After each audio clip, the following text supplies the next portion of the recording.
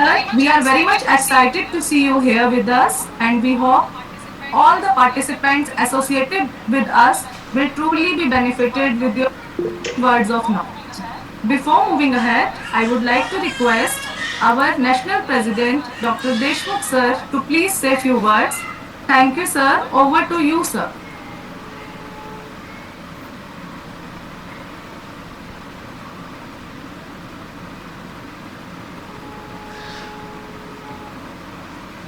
Sir, can't hear you. Dr. Deshmukh sir, please. Hello, thank you, Dr. Nimisha. I am very happy today. The reason is that from every corner of India,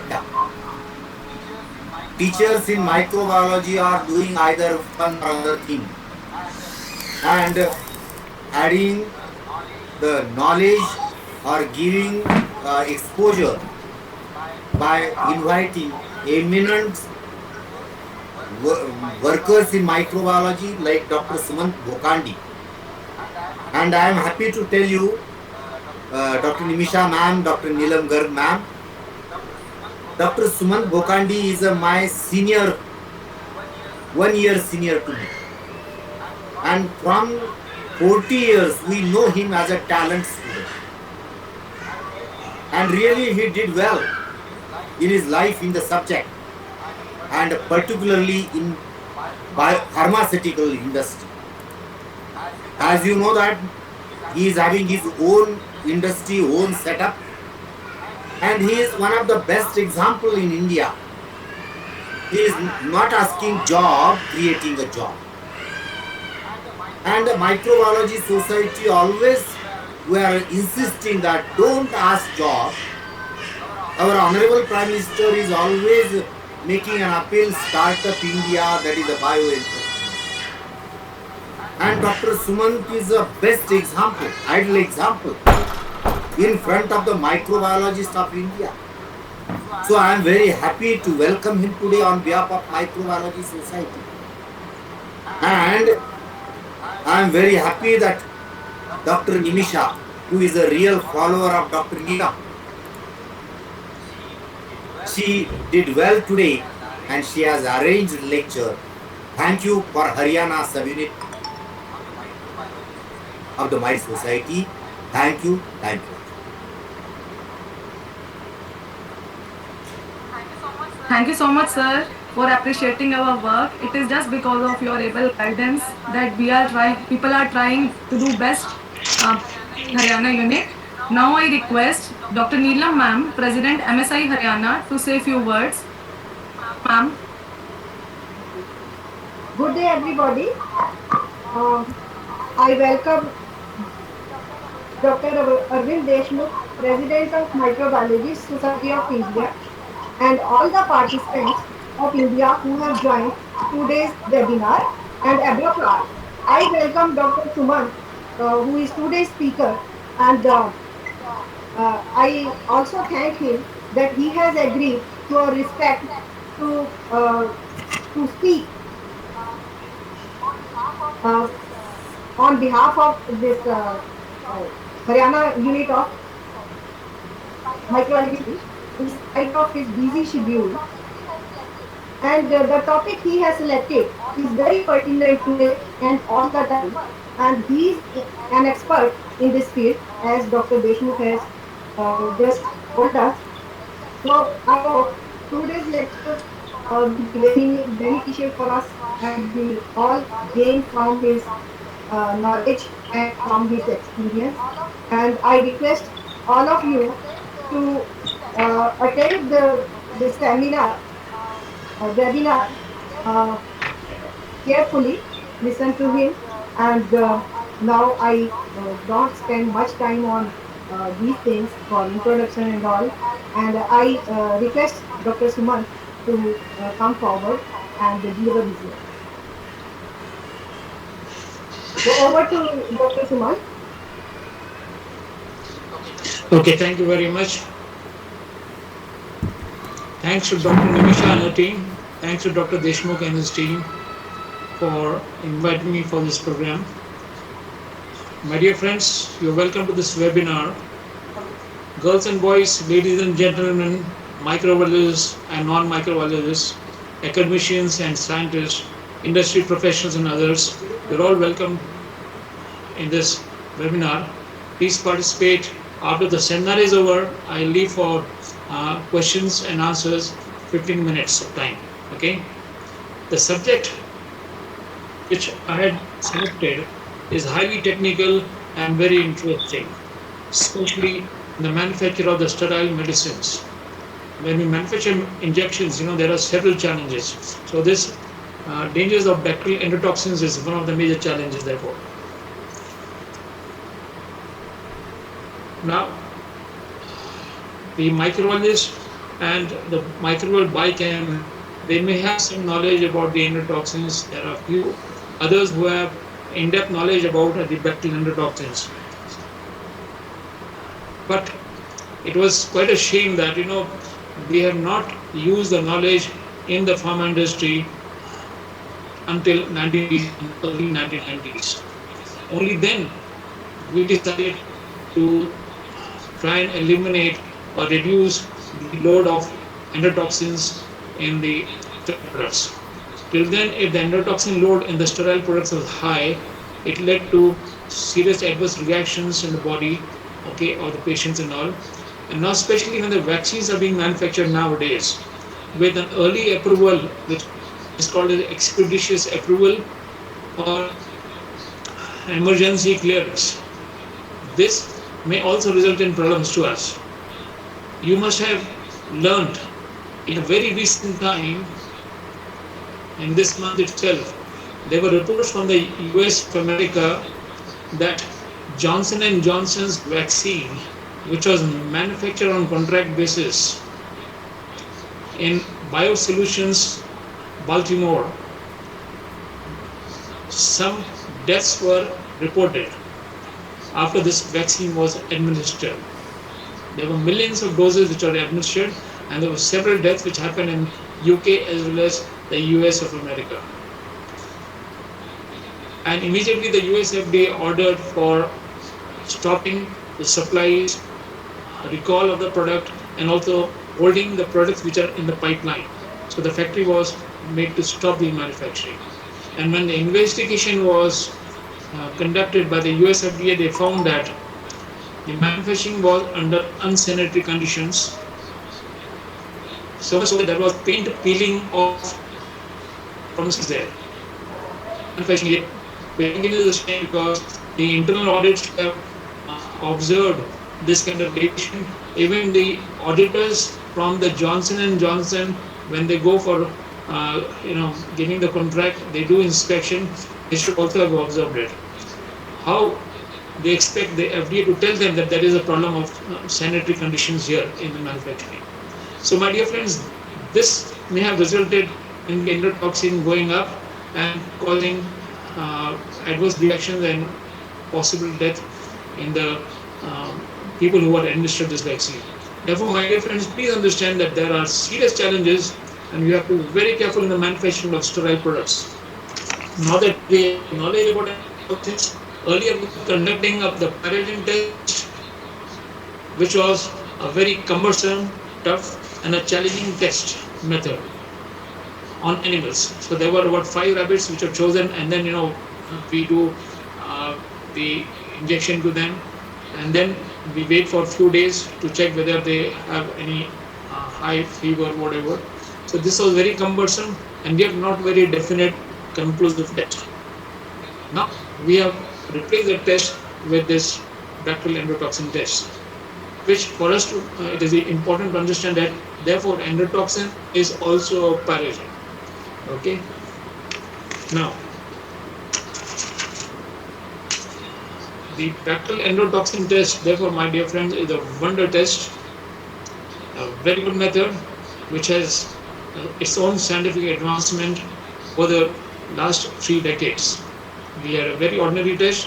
When we then went into the automated test, which requires validation and all. Therefore, these are the few things which I wanted to tell as I introduce the subject to you. but it is also important to introduce myself for those who do not know me. Okay, although Dr. Deshmukh, Dr. Bogle, Dr. Bodhankar, and many of my friends, they know me pretty well, and they have been very nice. I mean, being 1 year senior or 2 year seniors doesn't make me important. What is important is this group of ours, from the first batch, second batch, and third batch, we all were a very well knit team and we all knew each other very well. Just to introduce myself in a very short way, so I was born in New Delhi. My schooling and graduation was in Aurangabad. I did my post-graduation and my PhD from Pune, and my entire specialization has been in microbiology. I began as a professor teaching microgenetics and microbiochemistry at a very young age, almost 6.5 years. And then later on, I moved out of the academics into the pharma industry, and I was a professional for more than 36 years. I was more into quality assurance and regulatory affairs, which was my expertise. I've been a professional trainer, having conducted more than 8,500 training hours. Okay, within India, internationally. And Dr. Deshmukh, I was the vice president of the International Microbiology Association for 2 years, and I was also secretary there for a year and a half, and we had done programs there in Amsterdam for 4 days, all about microbiology and microbiology and microbiology. I've been the chairman for several working groups of the US Farm, the RCH, from Europe. And of course, like you said, I've been founder, director of the GMP Pharma Institute, which was the one of its kind professional organization which was running its consultancy, training, auditing, and everything that is required under the umbrella of the pharma.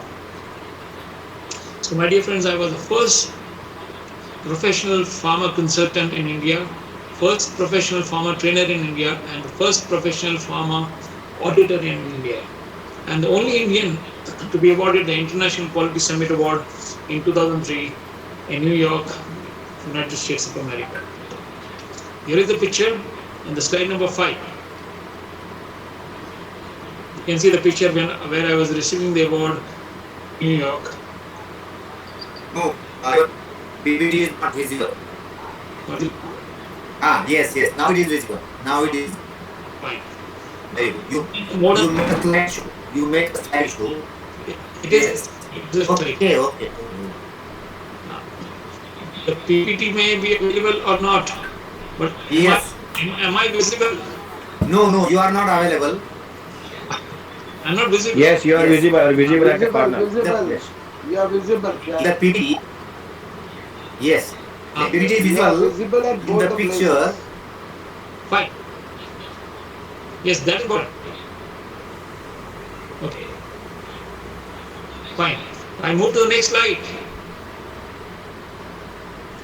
This is again the subject title, and if you go to slide number 7, you will see that the different points I'm going to cover today, like what are bacterial endotoxins, just a brief knowledge about the endotoxins and the chemistry of this, the biochemistry part, the effects and adverse reactions caused due to bacterial endotoxins, the different sources of bacterial endotoxins which creep into our sterile products, the different procedures to deparagenate, that is to reduce the endotoxins from all different components which form or which constitute the sterile product. The different associated risks, I'll cover something about the quality assurance and the test methods and its value chain, which are important. Okay. Like I mentioned earlier, there are many challenges in the manufacturing of sterile medicines. It may appear to be so simple when you look at the liquid form. It might look very simple. Put it in the glass vial, you put a rubber cover, you stick it, and it goes. It may appear to be simple. My dear friends, it is not that simple. Dr. Deshmukh, Yes, sir, you are audible. And I have Yes, listened. Everything, very much audible. yes, Very, everything is smooth. Noted. very. And Thank you. everything is also recorded. Very good. Very good. So, since there are many challenges, we understand that foremost is that the manufacturing facility where we manufacture such kind of products, it has to be designed in a manner which meets the different engineering standards, the different regimes, for which the manufacturers and their consultants have to have adequate knowledge as to what are the requirements of designing a facility of this kind. And then, have designed the best of facility doesn't help you anymore unless and until you are able to maintain facility uh, over and again. Because if this may be new to the skill, next year it may not be new. So you need to maintain facility to the same standard. And for engineering, concepts here are very, very significant. So the challenges are like, apart from the facility, giving a sterile product today and the next day and the next day and the next day, and as it goes on year after year. Because in this case today, now that we have the problem of vaccines and all, you have to manufacture vaccines in very large quantities. And when our companies here in India have been pressurized to produce large quantities, they are setting up new lines for the sterile manufacturing. You can imagine as to what is the kind of stress, and each single vial has to be sterile, has to be uh, controlled for endotoxins, controlled for microbial contamination, controlled for the particulate matter. Okay, and it has to be manufactured in such a good aseptic environment where all these controls are very important. The people who work inside also need to understand the requirements of aseptic processes. Therefore, the behavior of people, the aseptic behavior is very important, which requires a lot of good amount of skillful training. Therefore, when people talk about that, yeah, we have been trained or we have good trainers here.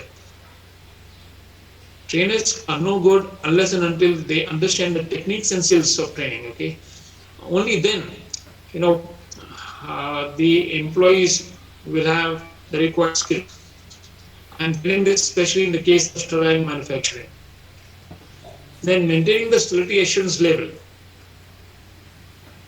over and over again. Now, this is what is important, the consistency of maintenance of the sterility assurance level, which is the state of control you have, which becomes very important. And of course, each set of equipment which is critical, each set of process which is important, requires to be qualified and validated on a periodic basis. The qualification and validation is not an easy job. Unfortunate part is, people qualify and validate to make a document, not to really understand as to what could be shortcoming in the process so that we can improve. Moving to the next slide, number 9.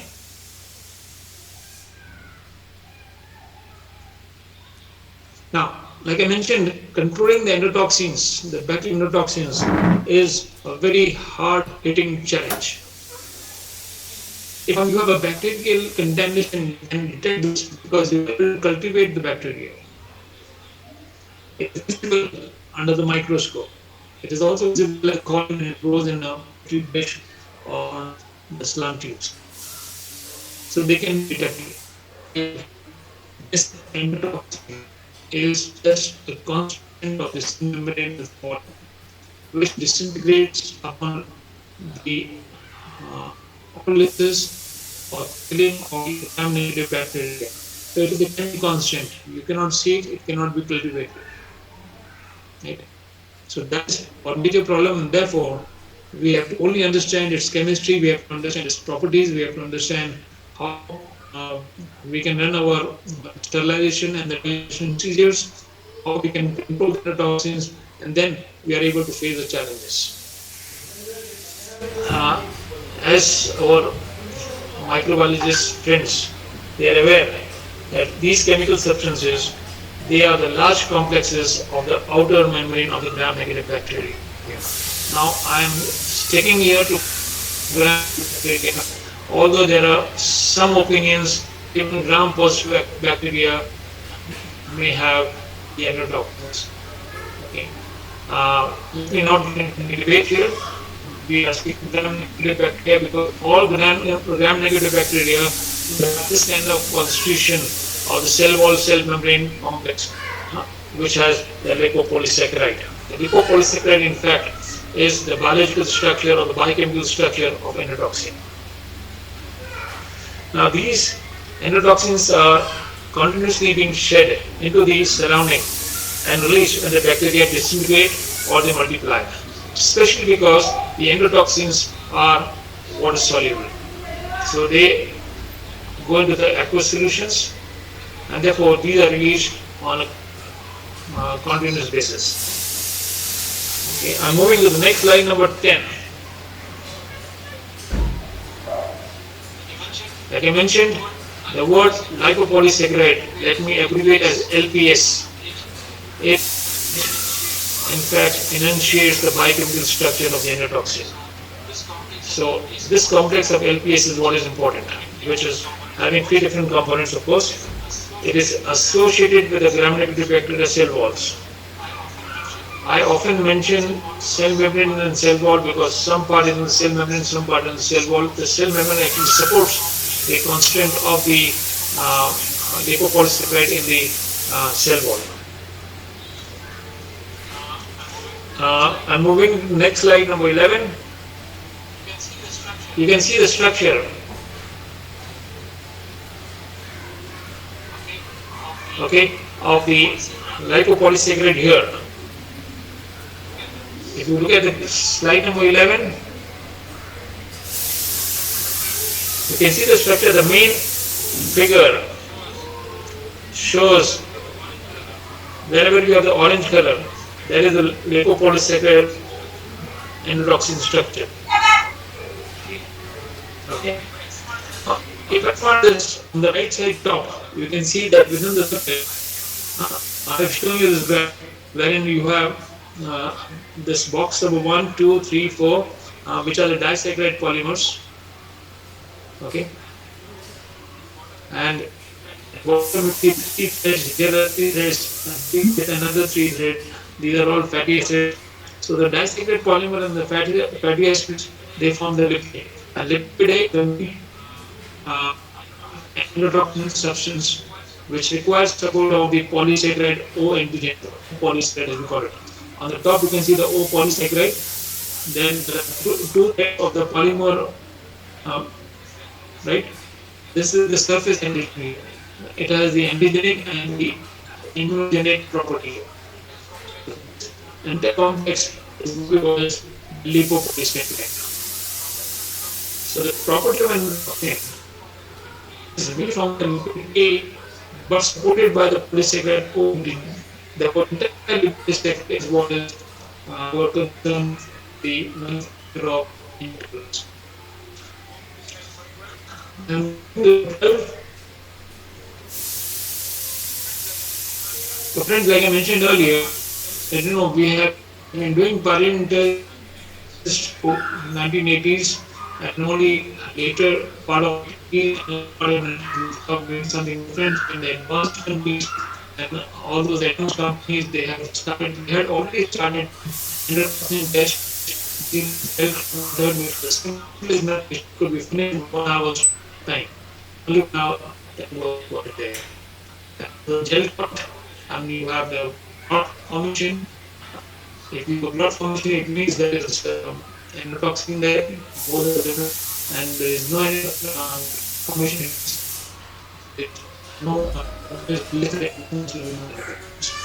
This was the simplest method we started somewhere in the 1980s.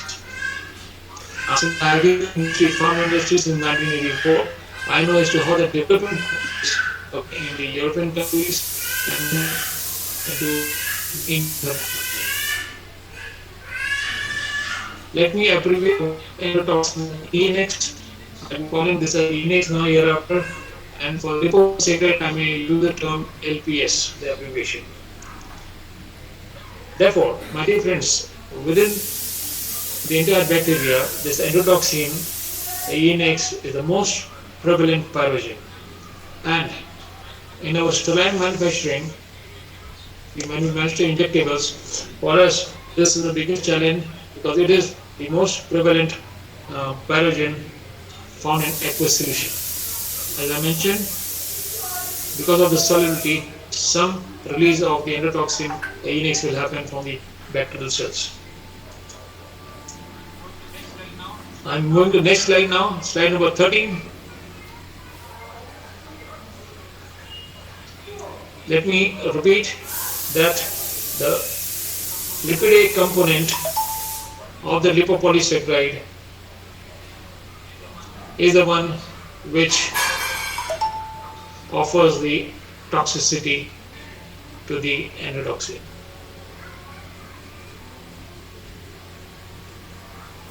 I'm moving to the next slide, number 14.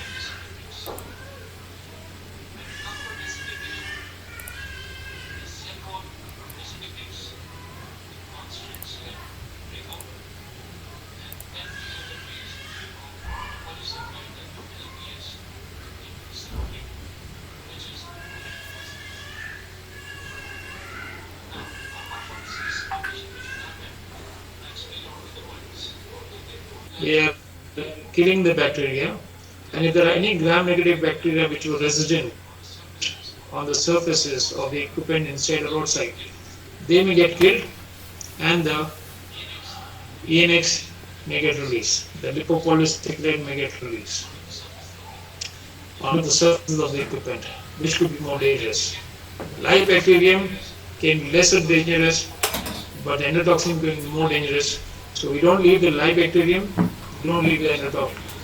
Our attempt is to reduce endotoxin because we cannot eliminate 100% endotoxin from the surfaces of the equipment or the surfaces of the glass wells or the rubber stopper and so on and so forth. So what it is, we reduce. How do we reduce?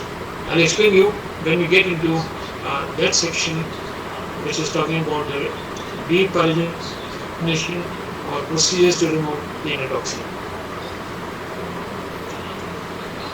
If you look at the last bullet, what it says is the endotoxins are different from the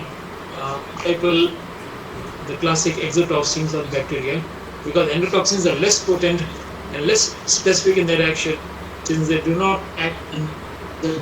They are only components which have been released from the bacterial cell wall, so they are only chemical constructs.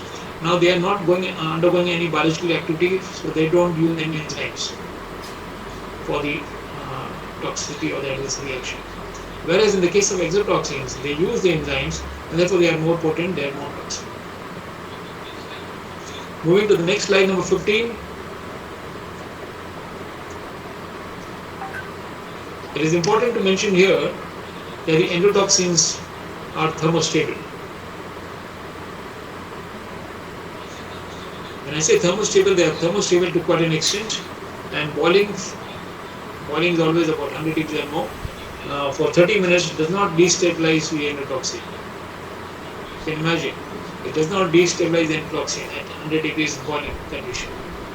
So you will have to use high temperatures for this, which I'll explain as to what different temperatures required to remove endotoxin from the surfaces. However, there are some chemical agents which are highly oxidizing agents. For example, we have the superoxide, we have the hydrogen peroxide, the hypochlorite, which all help in degrading, which can be used on some equipment surfaces, but not on those equipment where the product may come in contact. So we avoid chemicals in and around there. The best way we do is the physical means, that is by heat, dry heat, which can be a high temperature, 150, 60 for a longer time, or 200 for a shorter time, or 250 for a shorter time.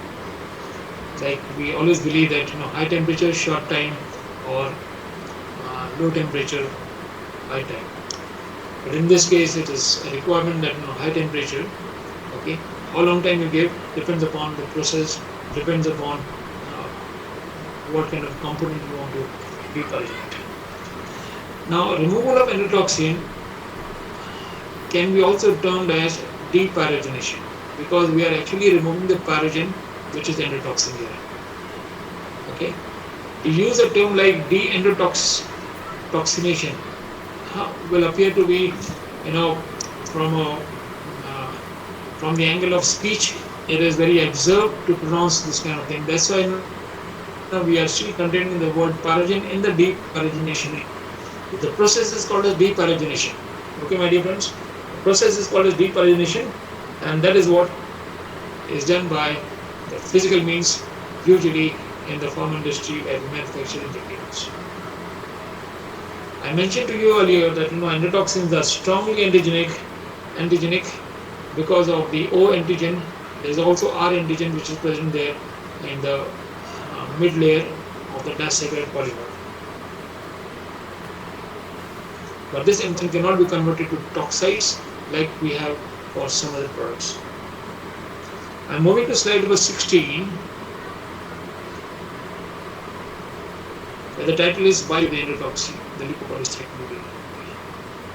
From slide number 16, we move to slide number 17. So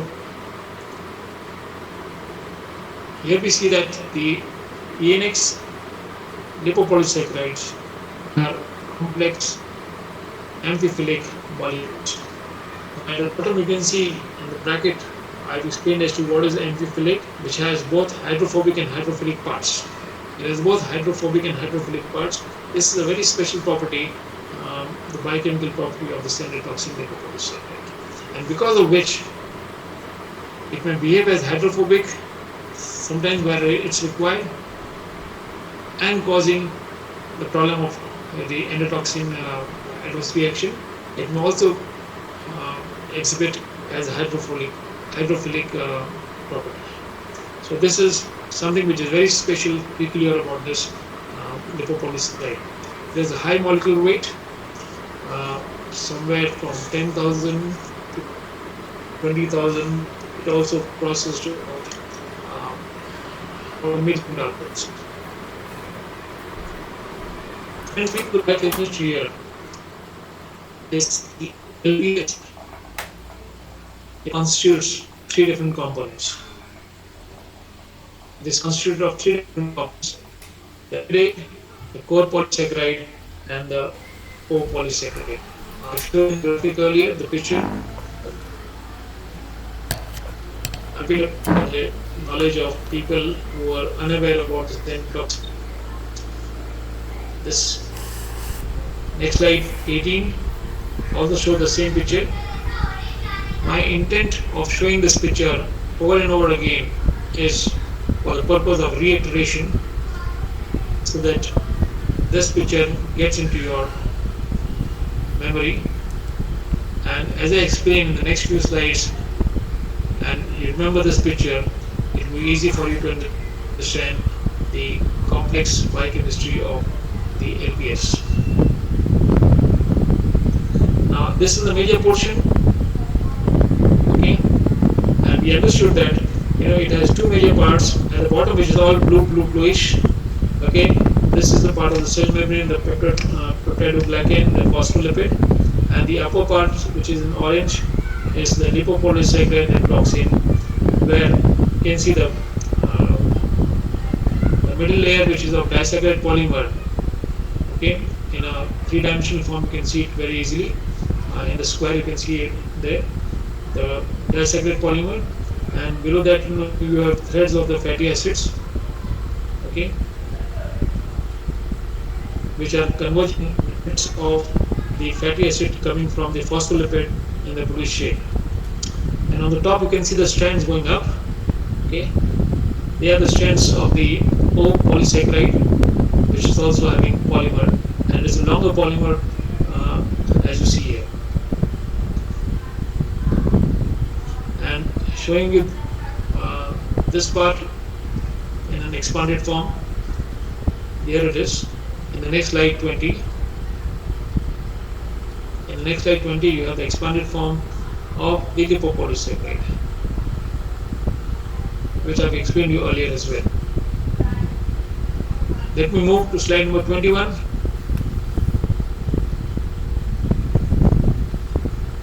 Now, having seen the picture earlier, you very well understand the three major components of the LPS. Right? The lipid, the disaccharide polymer, and the third one is your O polysaccharide. And here you can see a representation of the gram-negative bacterial endotoxin lipopolysaccharide in different form, where you have the region 1, region 2, and the region 3 given at the bottom. You can see the region 1, which is the upper part of the LPS, which is the O-specific polysaccharide chain. Okay, all that is in green.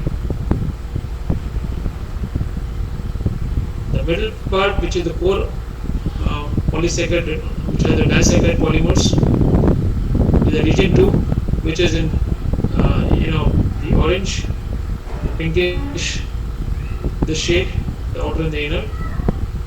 And the region 3 is where we have the fatty acids, the threaded form there, which becomes a part of the lipid A.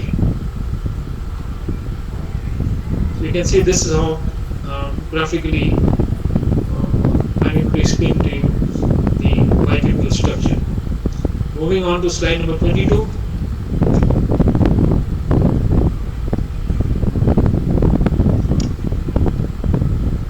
Friends, as you see, this lipid A is the lipid content of the LPS, and it contains the hydrophobic membrane. It is the hydrophobic membrane which anchors the region of LPS. If it was the hydrophilic, then it would have melted away very easily. Therefore, it has retained the hydrophobic mode here in the membrane. Therefore, it is able to anchor in the region of the LPS.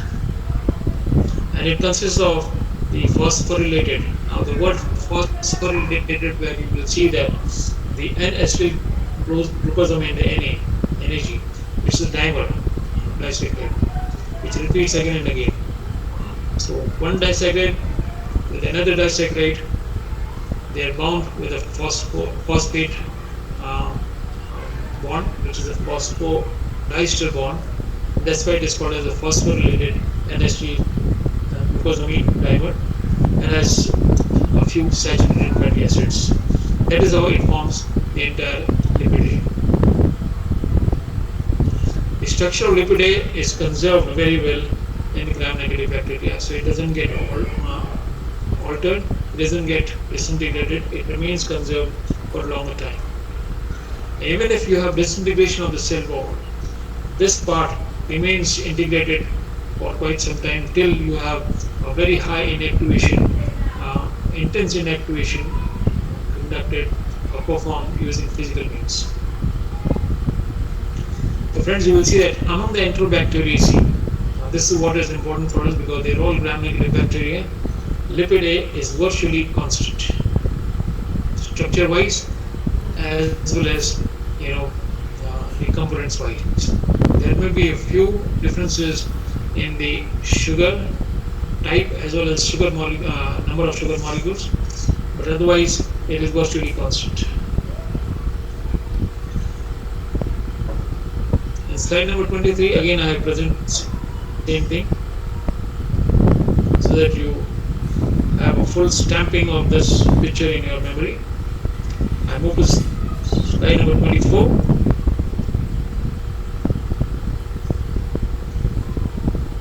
I may not explain you this chemistry part because that will be like going into too much in-depth understanding of the chemistry. But I'm leaving this slide here in my presentation, especially because for people who have academic interest, this will be useful for their knowledge. So I move to slide number 25.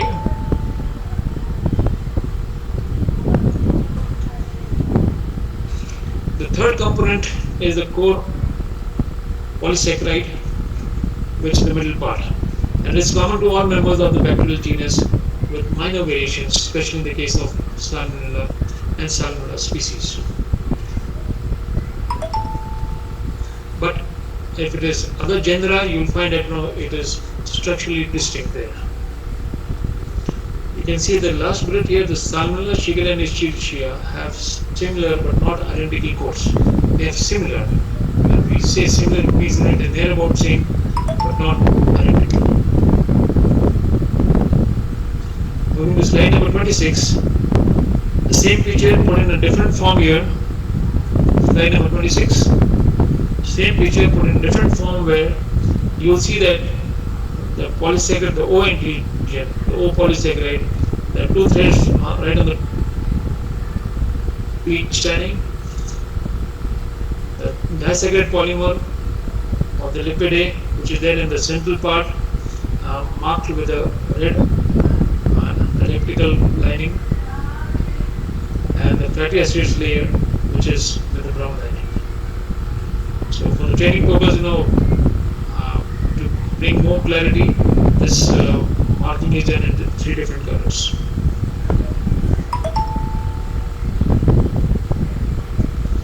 Slide number 27.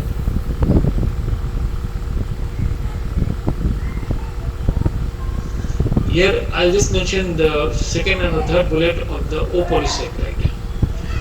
It consists of repeating oligosaccharide subunits made up of 3 to 5 sugars. So there are about 3 to 5 sugars. They can vary any type of sugars which are specific to the bacterial species.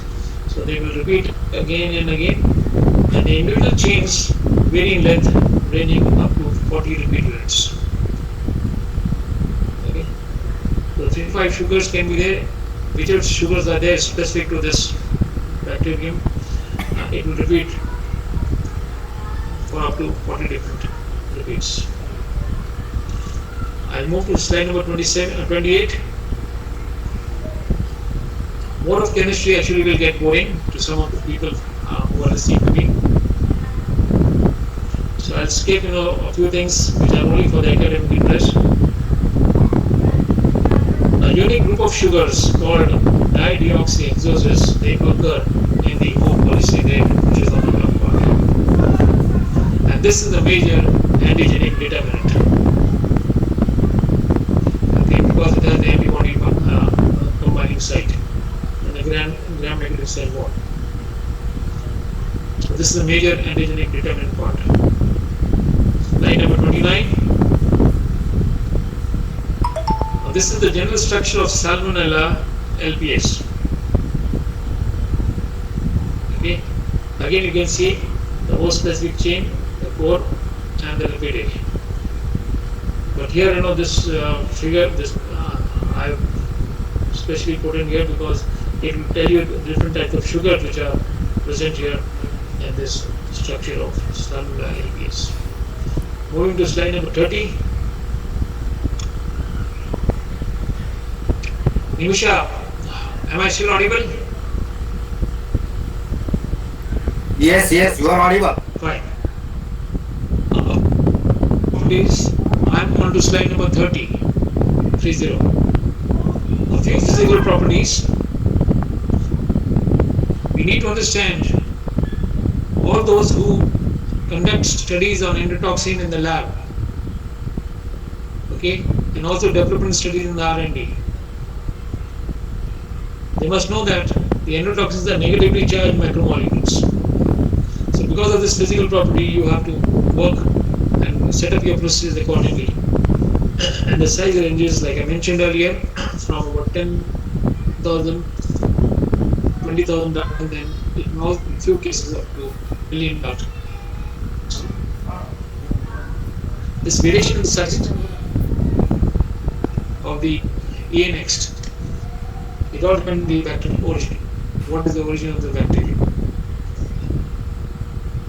Slide number 31. The important physical properties. I repeat again, I mentioned soluble in water. Okay, it solubilizes in water. Then, wherever there is an aqueous solution, bacterium is there in the aqueous solution, you will find that some solubilization will take place and the endotoxin will move out from there into the surrounding. And when we have water around, okay, when we have water around, it will definitely move out from the bacterium, the surface of the cell wall into the surrounding in aqueous solution.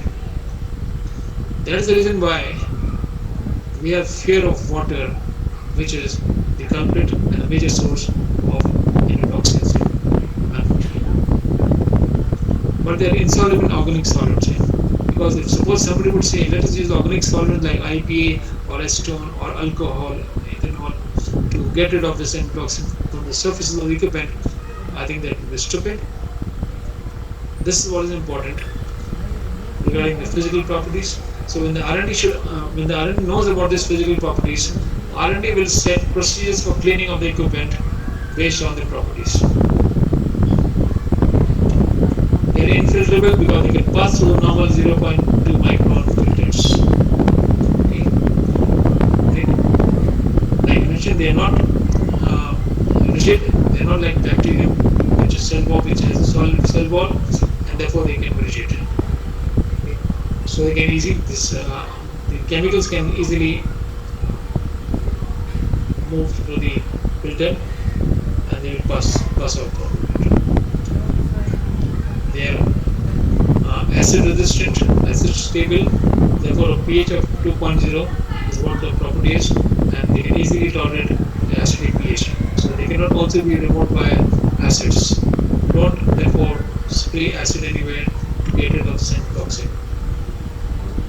Like I mentioned earlier, it has a negative charge, therefore extremely heat stable and pH stable. Moving to slide number 32. And moving to the next section, that is effects of endotoxins, where we'll see what are the different symptoms and adverse reactions caused because of excess or excessive endotoxins going into the products. I'll also explain you what is the meaning of excessive. Okay. Now slide number 33. Slide number 33.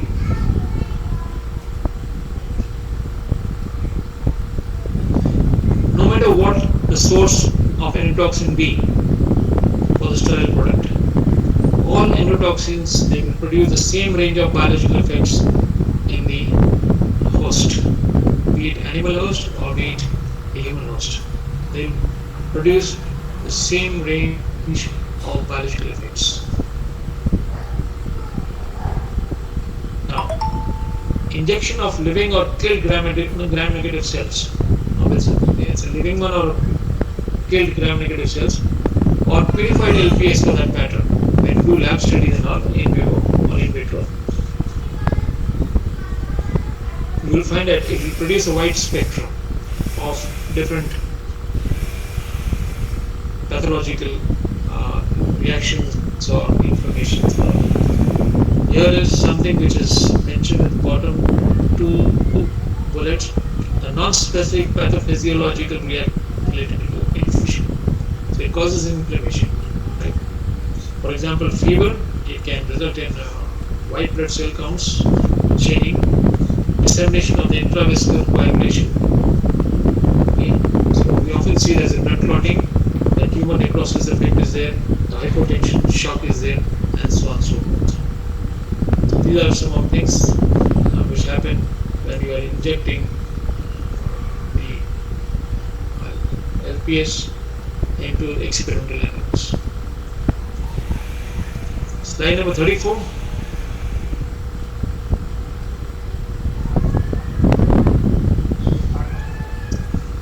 Now, from whatever I explained, we have still not seen the real drama which happens in the host cell whenever the endotoxin enters the bloodstream. In the slide number 34, you will see that the lipid A component, like we mentioned, that lipid A component is a major component or significant toxin forming and adverse reaction causing component of the lipopolysaccharide. It mediates the physiological activities of the endotoxins. Okay. that is the toxic component, therefore. And the entire chemical constitution of this LPS, wherein we talk about the N-acetyl glucosamine, the disaccharide, the phosphate groups, and formation of the phosphorylation, which is the phosphodiester bonds and all, acyl chains, and the inner core, which is the KDA containing inner core. All this may cause the biological activity, which could be intense or maybe mild. LPD is known to react at the surface with all the macrophages, which actually results, these are the cytokines, which are special kind of proteins. I'll explain you in the next two slides. We move into slide number 35.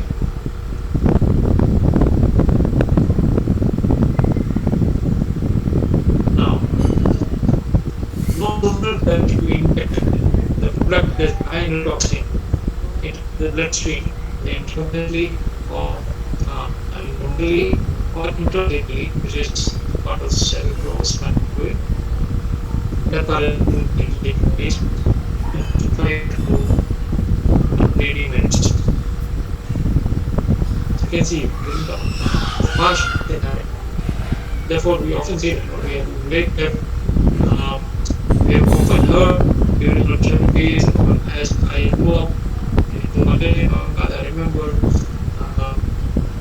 the soft people dying with popular compounds. And we should often wonder what is the reason.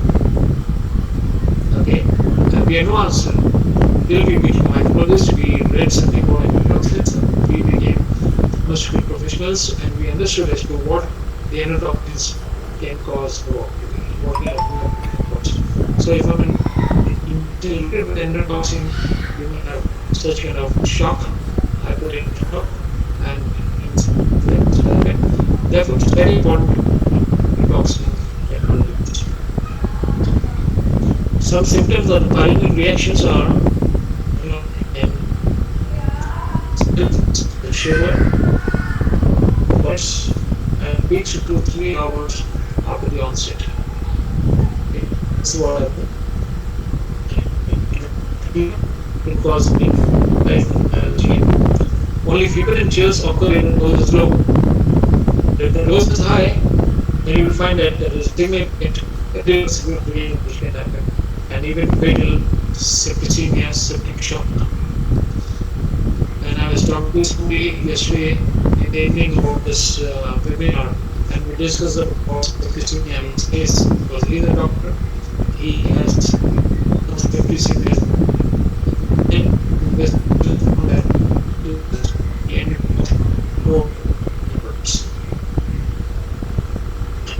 Now, moving to step 6.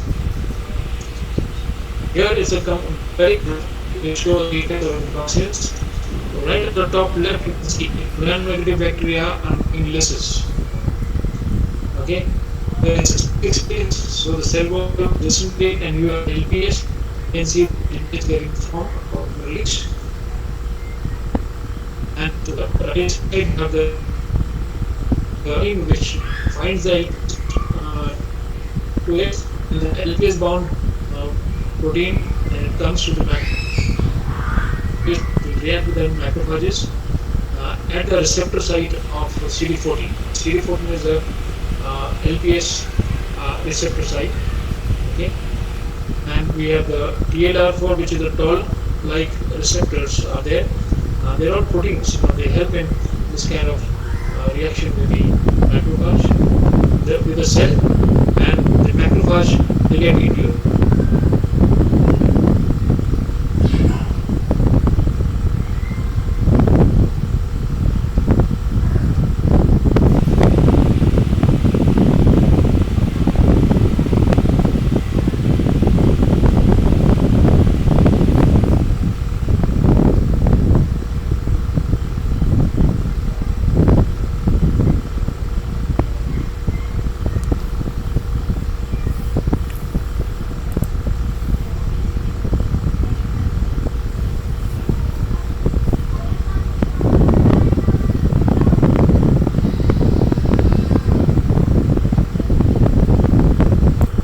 come forward to the left side, you will see that the entire cell in the macrophage they get so much activated so that you have inflammation.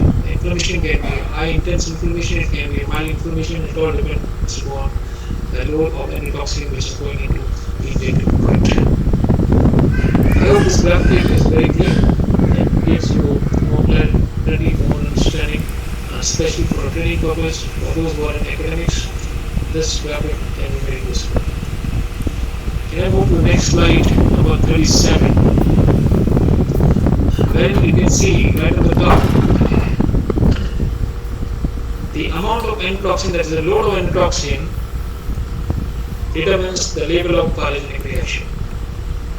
Okay, higher the load, higher the reaction. So the ENX causes increase in the level of inflammatory cytokines.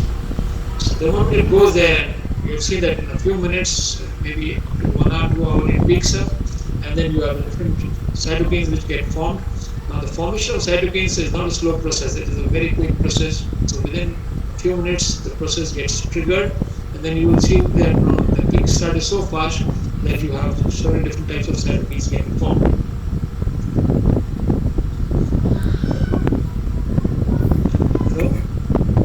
Okay. I'll move to the next slide, number 38.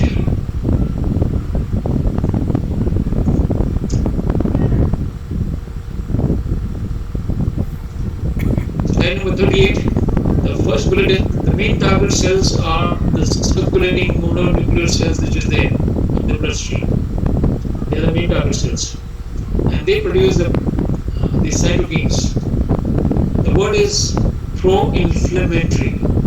Please understand, pro-inflammatory is that which causes inflammation, because there are some cytokines which get formed, which are anti-inflammatory. Okay, and in the case of vaccines, we want to have this kind of anti-inflammatory cytokines getting formed, not the pro-inflammatory. So when we have the endotoxins inside the bloodstream, you will find that these cytokines are formed which are the pro-inflammatory, and these are like the interleukin 1, the interleukin 6, and the TNF factor alpha. You know what is TNF here? I've given this in the bracket, the tumor necrosis factor, which is an inflammatory cytokine.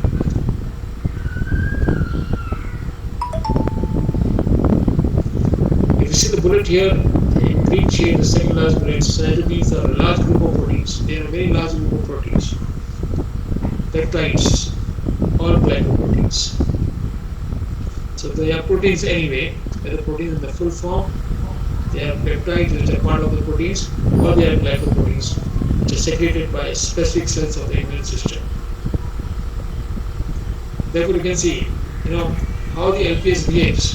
You have the lipid A part, which is the real biochemical structure of the endotoxin, and the O polysaccharide is the one which has the high antigenicity or immunogenicity character.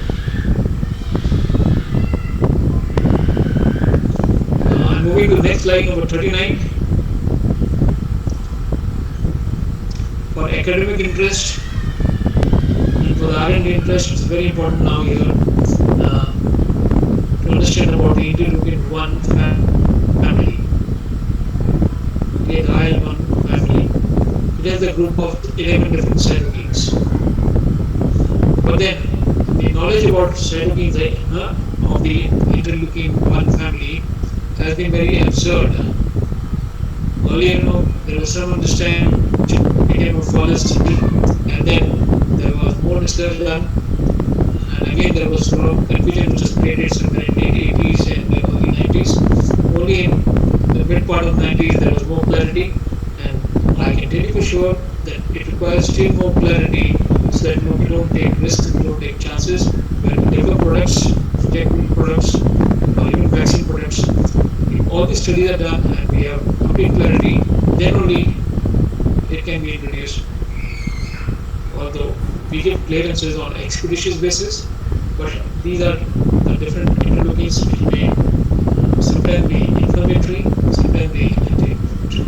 So here, IL-1 alpha and IL-1 beta are the most studied and have very strong pro-inflammatory effect. And the structure is given over here. You can see which is a beta trefoil fold. You can see here. The arrow shown in light brown and uh, the chocolate brown and the other one light brown. That shows how there is a folding of the protein molecules in a stranded formations.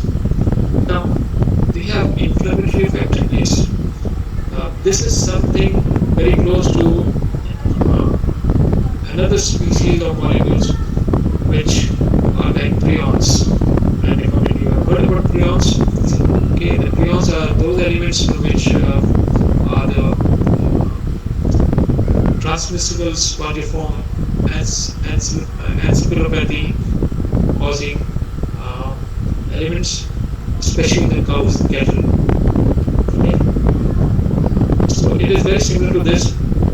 The only good thing about this is that it is a beta fold, and because it is a beta fold, therefore it doesn't resemble the prion. Otherwise, if this was not a beta fold, it was alpha fold, and it was. Then we have next slide number 40. You can see the interleukin 6, the IL-6. This also is a pro-inflammatory cytokine and has also the property of anti-inflammatory. That's cytokine and the myelin, and encoded by the IL-6 gene.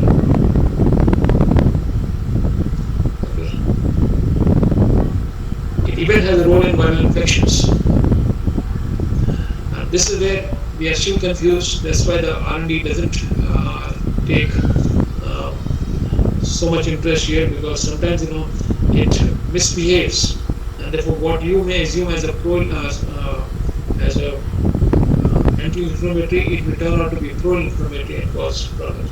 What you may assume that it will help us in killing the viruses, it may on the other side help in multiplying of the viruses. So therefore it is little confusing. The studies on interleukins is not very adequate and is not easily controllable. Moving to slide number 41.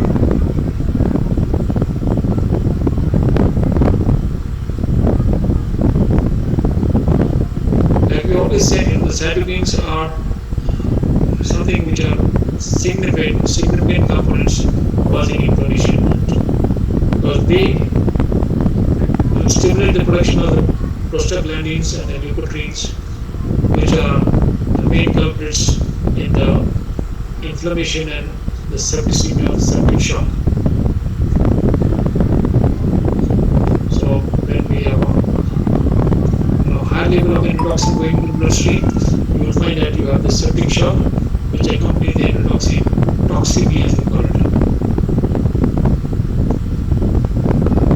See, the science when it gets described like this, like we are using the word septic shock, we are using the word term endotoxin toxemia. The moment it says endotoxin toxemia, so the question arises in the biotechnology industry: can we make toxins out of these endotoxins? In this case, we cannot make toxins. It's very simple. That in bacterial endotoxins, we cannot make toxins.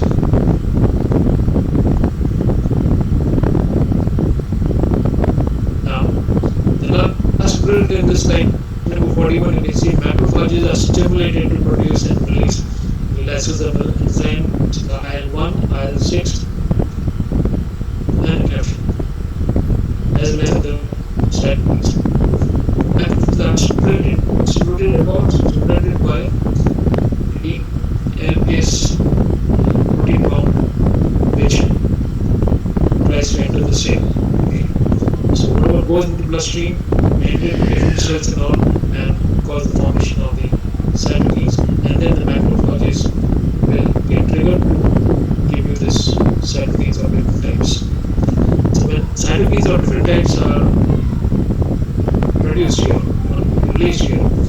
then is where the action takes place for avoid inflammation and in few cases anti-inflammation. Friends, that is part of the effects of the reactions. Okay, I'm moving to slide number 42, which shows you that we are now moving to sections or the limits of endotoxins. Controlling endotoxins is very important. Yes, but first let's understand the limits of endotoxin. How much we can allow.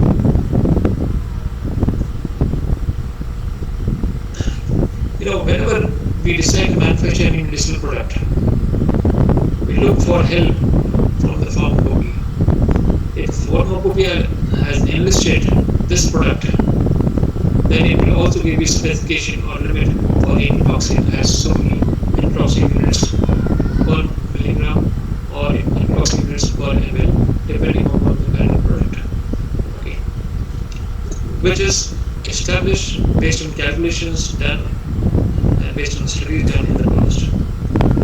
So the pharmacopoeia gives a prescription of what the endotoxin limit can be and what endotoxin method can be used for a given product. However, there are few novel products or new products which are being introduced in the therapy wherein it is not listed in the pharmacopoeia and you don't have any support or information as to what the limit can be. For which you have to develop your own calculations, your own calculations to understand as to what can be the limit. Okay, so either the pharmacopoeia will prescribe the limit, or you have to do your own calculations to understand as to what limits you can prescribe. Okay, now to be able to prescribe limits yourself, you require information related to the product, what the product is, the strength of the product, any past history. You can also take historical information from the products manufactured by, invented or innovated by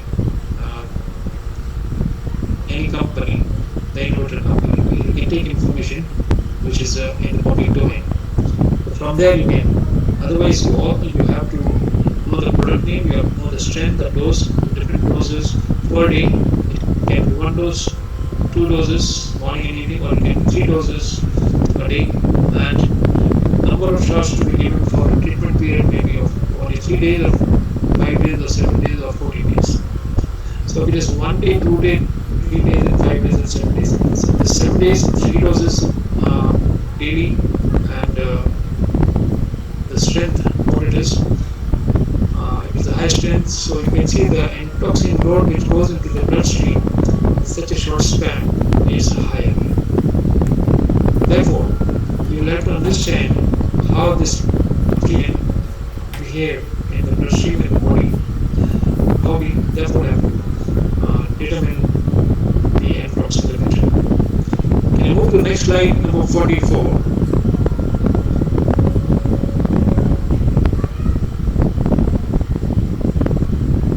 Whether we do anything of any injectable by intravenous route, or by intramuscular, or by intrathecal, or by any other route, even subcutaneous for that matter, the endotoxin limit is always inversely proportional to the dose. What we understand from this is, lower the dose, higher the limit per unit dose. And higher the dose, lower the limit per unit dose because of problem of tolerance. Okay. So this is a simple, fundamental principle understanding about the inversely proportional to the dose. And the formula for calculating the endotoxin limit in any parenteral is generally noted as T by M, where K is the threshold pyrogen dose and M is the dose of the drug in units per kg per hour. Per kg per hour. Now, whether this medicine is meant for pediatric therapy, or is meant for younger children, or is meant for the elderly people. So the weight of such people may be different.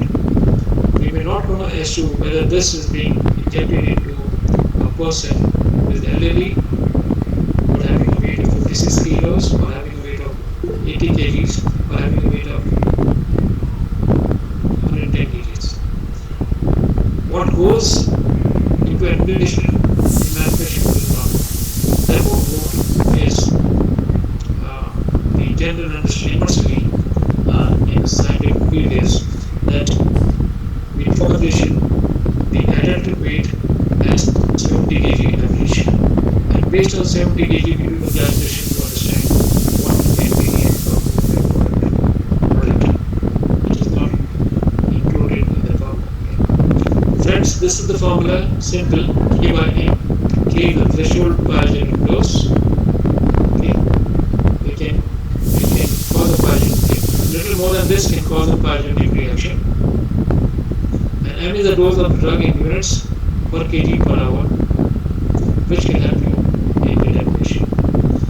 Now in the formula you can see K is the numerator and M is the denominator. So when you move to slide number 45,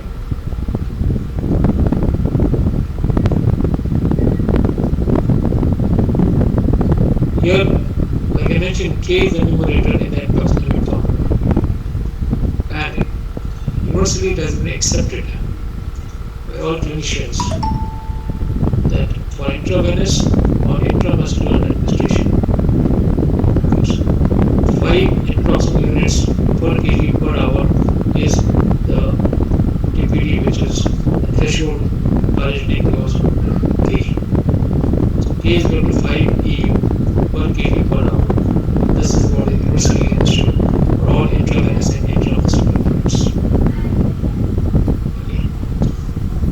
Now, if a product is administered intrathecally, that is, the material is injected into the space that holds the cerebrospinal fluid, the CSF, here the K is lowered to 0.2 endotoxin unit per kg per hour because there is a high sensitivity there.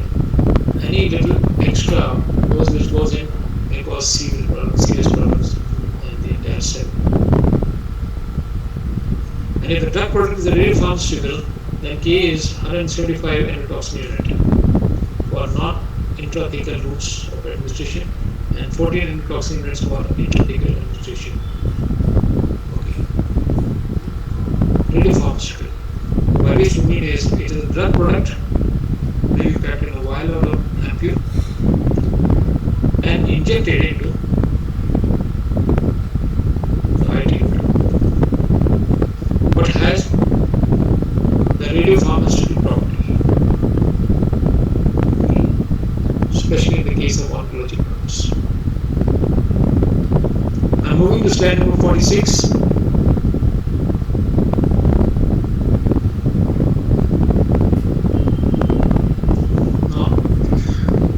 We said M is the dose of drug in units per kg per hour, and it is the denominator in the formula K by M. By this, what we mean is it is the maximum dose of the material per kg of the patient. The patient can be 5 kg, the patient can be more. If the patient is an adult and healthy adult, then we consider 70 kg. Right? So it is the maximum dose of material per kg of the patient and per hour of total administration. If the product is of higher strength, for example 500 mg, that is what we have usually for the antibiotics. 3 doses per day for 7 continuous days. So you can see 500 mg, 3 doses per day into 7 days. Here the endotoxin limit will be tighter because the endotoxin load which may go from a 500 milligram strength, 3 doses daily in a short span of 7 continuous days is too much. So much of endotoxin has to be flushed out from the bloodstream is not easily possible. So in a short span of 3 days, 5 days, you can see the endotoxin load here will be very high because the regimen of antibiotic is such especially if suppose somebody is suffering from acute septicemia or an acute disease which requires shots of special antibiotics and all, and it can be a 500 mg. It can also be a 1000 mg strength, which can be injected 3 times a day. I've seen such cases where high strength has been injected 3 times a day for several days together. Here the endotoxin limit will be calculated. Moving to slide number 47. It is a very typical chart designed to understand the values of K and F for different routes of administration given on the left side column. On the middle column you have the K, and on the right column you have the N, which is the maximum dose of drug. This table is very good to understand by the academicians and also by the R&D. It's a very simple table. I'll leave it for you to sink through after the presentation over. Whenever you have leisure time, you can go through this. It will help you understand. It is a very simple explanation given in this table. At the bottom there is a note which says some products, for example, water for injection.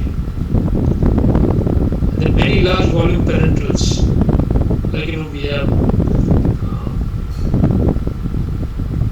the saline or dextrose, glyphosate, or metronidazole, or other kinds of infusions and all which are given in large volumes. And also intraocular fluids, where there is no specific dose, where there is no specific dose assigned. Okay. Apart from this, the table will help you understand the endotoxin rate. And moving to slide number 48, but I'm giving an example here for a little better understanding. Slide number 48.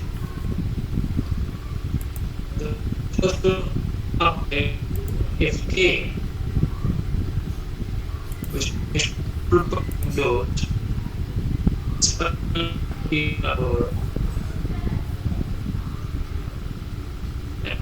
M is and then will give by 0.1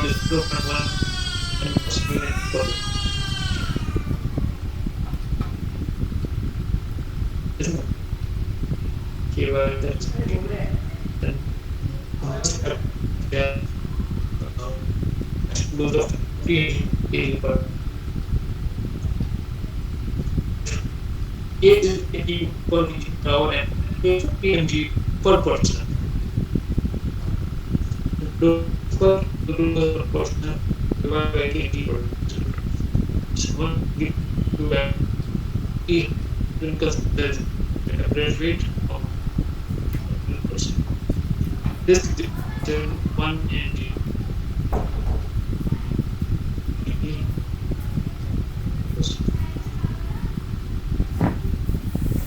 And well, then get as 5 years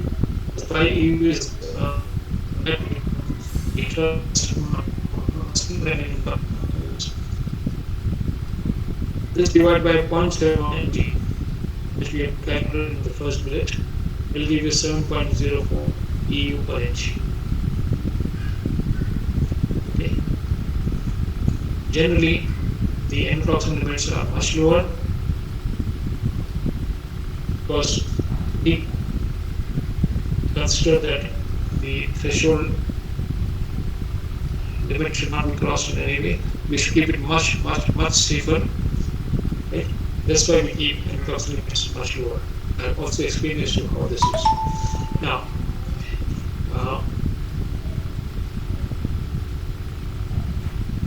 okay. Just for a flash, once again, you can go to slide number 52. Slide number 52. At the bottom, you can see the limit of total aerobic bacterial count for the WFI, which is the water for injection, is not more than 10 CFU per ml, and the limit for bacterial endotoxin is not more than 0.25 endotoxin unit per ml. So here you can see the endotoxin limit is 0.25 per ml for WFI, because WFI is used in large quantity in compounding in the formulation of any product which is in liquid form. Then we do filtration, aseptic filtration, that is sterile filtration as people call it. I call it aseptic filtration using sterilizing grade filters of 0.2 micron in sequence. Upon filtration, the product gets sterile, and the sterile product in the liquid form can be filled into the depaginated vials, or the liquid product can be taken for biophiltration. Now, when you manufacture liquid product, okay, in large vessels, the filtration becomes very important. And this large compounding is in WFI. Because the WFI volume is so large, depending on the batch size, therefore the amount of this endotoxin, 0.25 endotoxin per ml, and little of WFI, it means you are adding 1000 multiplied by 0.25, which is again a large quantity of endotoxin going there. Although it may get divided in number of vials, yet we want to reduce this. That's why endotoxin limit for WFI is so low. And WFI is manufactured in such a fashion that we get reduced endotoxin. Okay, let me go back to slide number 49. We are entering into a new section of sources of endotoxins, which are the different sources. Now moving to slide number 50, you can have a pausing of this slide where I have listed the various significant sources of endotoxins which can into.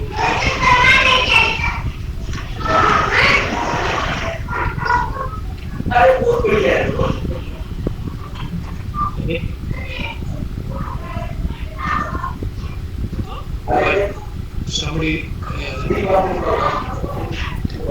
Yes, Dr. Avasthi, please mute your. Dr. Nimisha, make him mute. Nimisha, you can make him mute.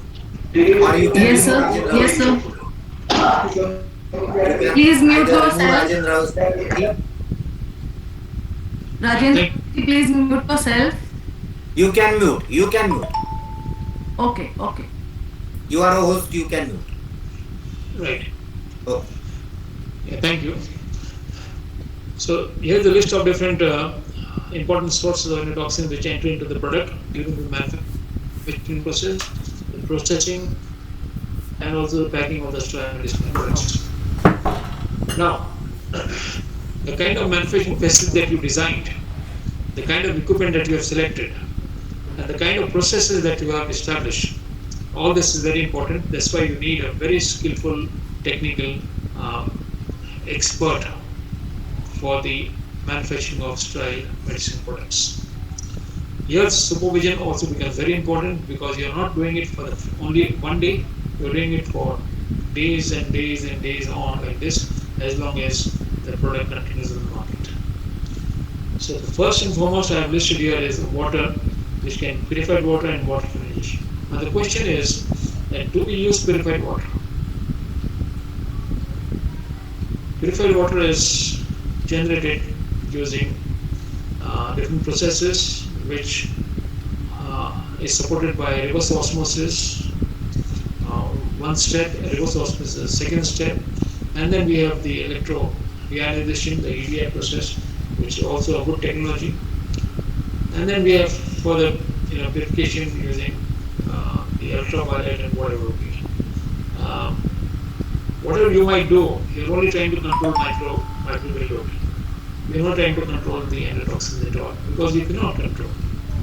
you cannot wash the water with water. Okay.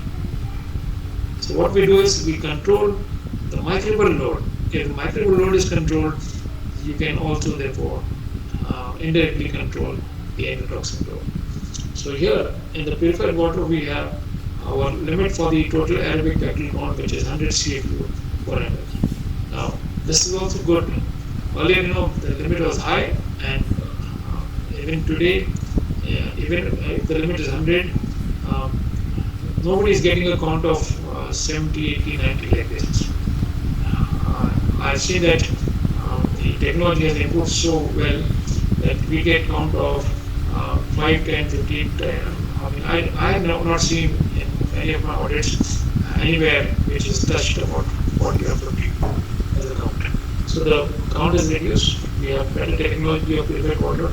Purified water is used in the washing of the glass vials, okay, as a first cycle. Then after the cycles of wash are using the water for injection, okay, where the endotoxin limit is much lower. Okay, so purified water can add endotoxin in the product. Therefore, the washing by the water for injection is very important.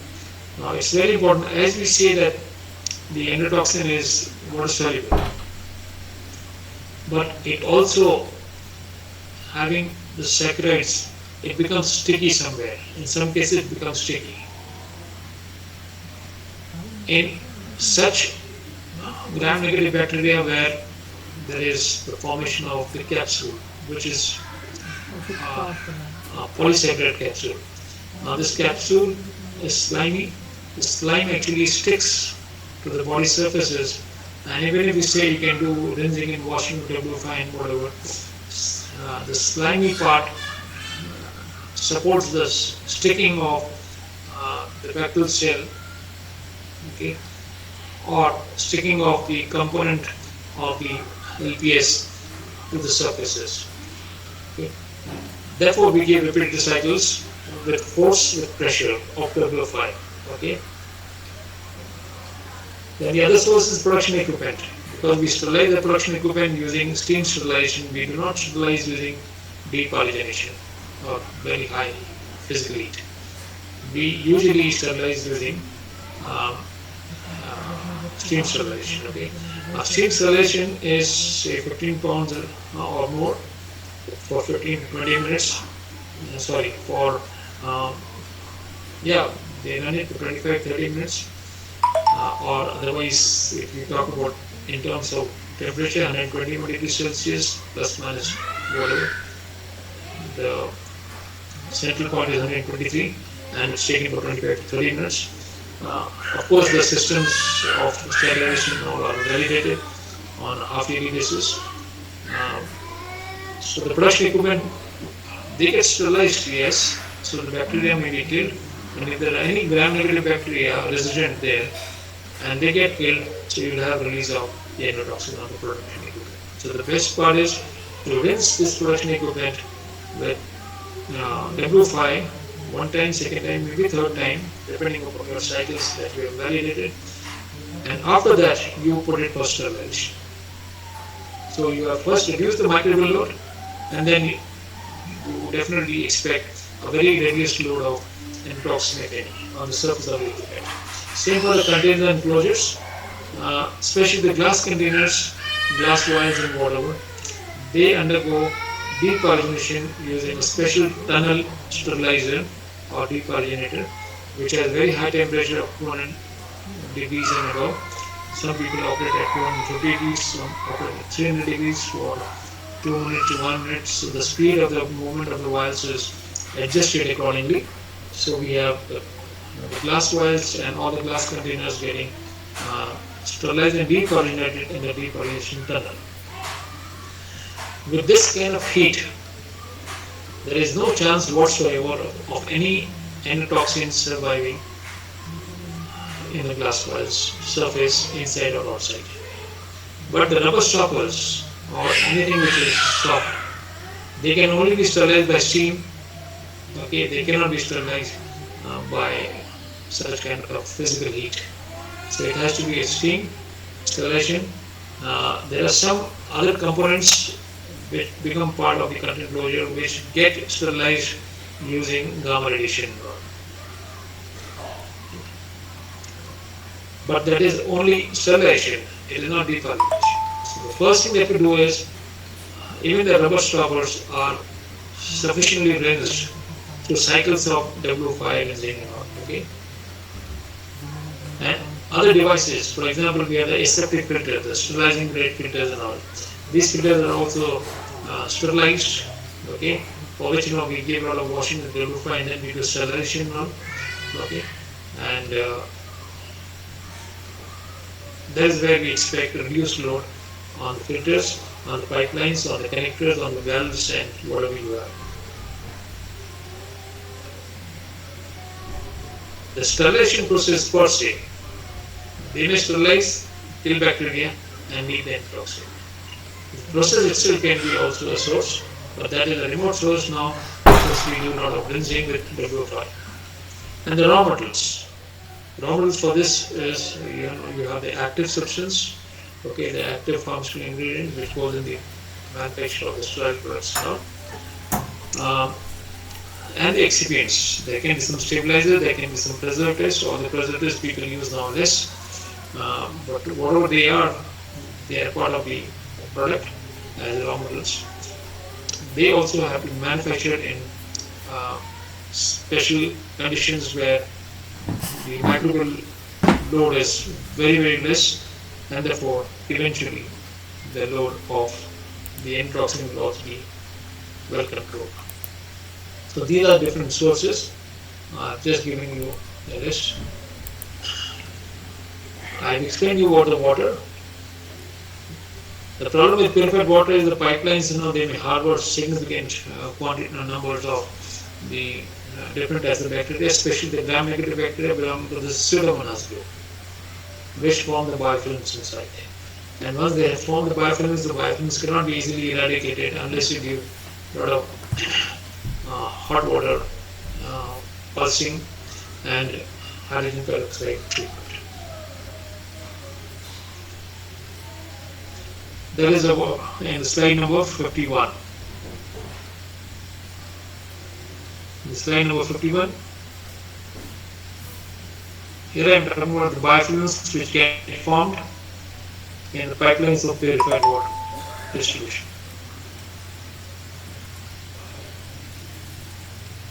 Slide number 52 is about water for injection which is generated from multiple distillation. So we have special kind of equipment which are made of all solid super grade stainless steel 316L which can tolerate very high temperatures. So here we have multiple columns for distillation, 1 column, 2 column, 3 column, 4 columns designs are available, and the technology is where you have a very high temperature of 140 degrees, okay, from the first column. So the distilled water moves into the second column, and the third column, and the fourth column, and the final column will give you the W5 which gets pumped and collected in special tanks and then distributed. The tank and the distribution pipeline, everything is maintained at 80 degrees Celsius. There are also companies which maintain it at above 70 degrees, while others maintain it at 80 degrees. The FDA guideline was to maintain it at 80 degrees and above, not very high. Okay, you cannot maintain it at 85 and 90 degrees because it has to be a continuous maintenance at such a temperature, okay, 24/7. And if you have very high temperatures of stainless steel, then it causes rouging, R-O-U-G-I-N, rouge, R-O-U-G-E, rouge in French means red. Okay, so rouging takes place of the stainless steel, and then gradually after some time the stainless steel weakens, and there are small little pits, okay, which is the roughness of the surfaces. So we also have to understand as to what are the concentration rate for high temperatures and the moderate temperatures. So all gram-negative organisms will get killed due to high distillation temperatures and all, and it may release endotoxin. So the best thing is that we use for water for injection the feed water as purified water, which is good enough anyway. We don't use the raw water or the water from the borewell and so on. So we directly use purified water, which is still very good pure, and it has reduced microbial load, it has reduced endotoxin load. So when we do this treatment in endotoxin distillation plant, the endotoxin load is much lower. Therefore, at the bottom you can see in the bracket I have given the limit of total aerobic bacterial count is not more than 10 CFU per ml, and of the bacterial endotoxin is not more than 0.25 endotoxin unit per ml. That is for the WO5. Friends, you must know that the WO5, which is water for injection, is used in the processing, cleaning of container enclosures, the production equipment and devices. Therefore, it becomes a very important component in the manufacturing of sterile products. Okay, whether it's a liquid product or a powder product, water for injection is used for sure in large quantities. Anything which is used in large quantities can always become a culprit. Therefore, the quality of WO5 has to be very good. Moving to slide number 53. Like I mentioned about production equipment being a source of ENX. So any equipment part which comes in contact with the product or the product components, they are required to be sterilized. Not everything can be depollinated at 200 and 250 degrees Celsius, because then in the formation of oozing, the weld points will disintegrate and you may have leakages and all. So sterilization is the only alternative, okay, for equipment, production equipment. The steam sterilization.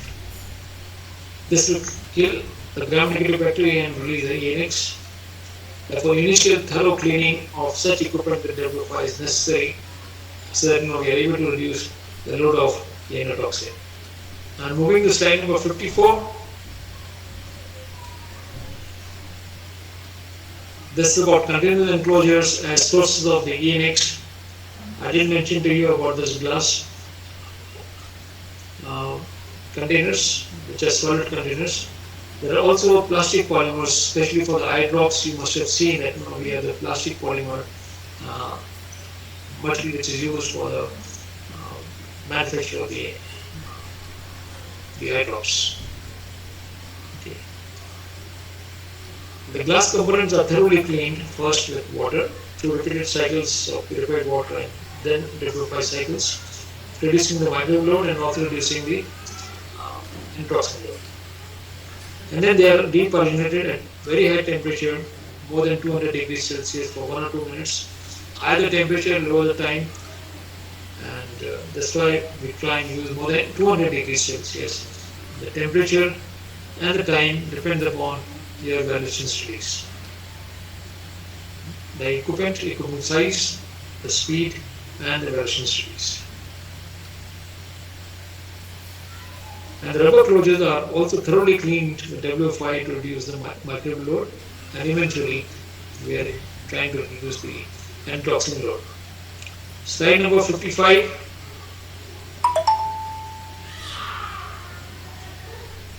I mentioned about devices as being one of the sources of endotoxin which gains access into sterile products. And the list is up there. Aseptic, the sterilizing grade filters, the pipeline, silicone tubes. We use silicone tubes for transfer of the liquid product from one container to another container, and also in the filling line we have silicone tubes which are used quite often. And these silicone tubes are also sterilized by steam, where there is chances of the ENX getting harbored inside the middle part of the tube and not easily rinsed with WO5. You may try WO5 rinsing it out once, twice with pressure, but it cannot be easily removed, so it's better to also use some chemical here, and then W5 enzyme can be caused. Moving to next slide 56. The raw material components are source of ENX. Yes. Raw material components are not easy to sterilize. So whatever comes from manufacturing is not a sterilized product unless it is an active functional ingredient of a sterile nature. A sterile active functional ingredient or sterile API as we call it. Okay, like for example sterile cefixime, which is an antibiotic. This can be manufactured in a sterile form and then it is packed in sterile aluminum canisters. Okay, when I say sterile, they are depyrogenated aluminum canisters. Okay, and the rubber stoppers on this canister, they are steam sterilized after frequent washing with W5. So these raw material components, they have been produced by the manufacturer raw materials in a fashion where it has lesser microbial load and lesser endotoxin load. Usually such manufacturers of raw material components, they use some solvents in the final process. I usually recommend that they can change the solvent to IPA or ethanol, which will kill the bacteria. Okay, and then do washings sufficiently so that with the ethanol or the IPA, the killed organism can also be washed. Then you can also use water, and there I recommend to use W5. In the manufacturing of APIs, they don't use W5, but for the manufacture of sterile API, I recommend that they should always use W5. Okay, moving to slide number 57. Here we are entering the section of quality assurance, and then after a few slides, we'll be finishing our course today. So this is about quality assurance. Slide number 58. In the quality assurance, I'm not trying to teach you any principles or concepts or any guidelines in quality assurance. No. I'm here in the perspective of the endotoxins, going to tell you as to what are the major requirements. The qualification validations are absolutely must in sterile products manufacturing. And let us talk about those elements which are connected with the endotoxins. So here is the list of different systems and equipment which have to be validated and qualified on a periodic basis. You cannot say that you have done a qualification once or a validation once and that's all over. In the case of sterile manufacturing, we have to do on a repeated basis because we are talking about the maintenance and control of the sterility assurance level to a very high degree. The state of control has to be there on a consistent basis. Consistency will only come if suppose we periodically do this qualification and validation to check whether things are in order, the process is in order, the equipment is still behaving and performing in order.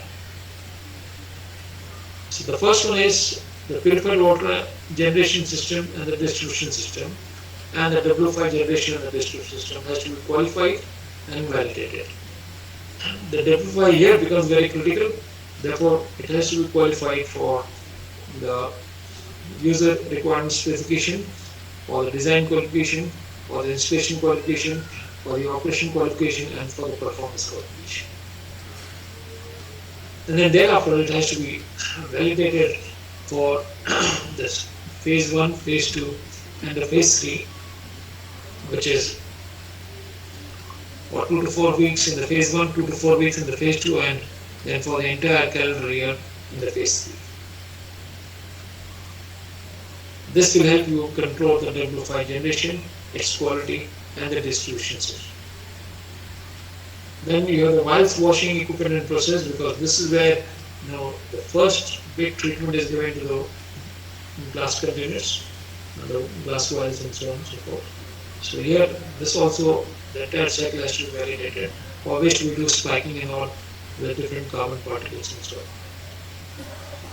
The production equipment also have to be qualified, and all the critical equipment have to be qualified for the URS, the DQ, IQ, OQP. The aseptic filters and filtration process has to be validated for each different product. Each sterile product that you want to manufacture, you require this kind of validation of the filtration process. The filters, all the filters have to be validated for 4 different specific parameters, which is a very high cost, about 8 to 10 lakhs is required. For each product, you have to do this validation. Again, validation of the steam sterilization or validation of the radiation sterilization or any other sterilization process that you are using in the manufacturing will have to be validated. In the case of medical devices, we use ethylene oxide. Okay, so when you have a chamber in which ethylene oxide gets generated, in which we have the products of different types, and then they get sterilized. Okay, that's a different form of sterilization, which also requires validation for that matter.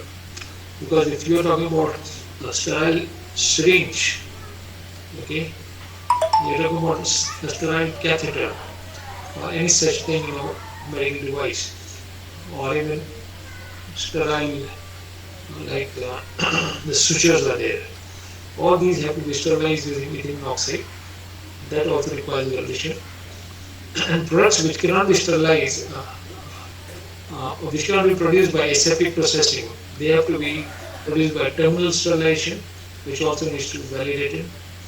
The entire deparenation process, whether you do deparenation in a big oven, okay, which you call as the dry heat sterilizer.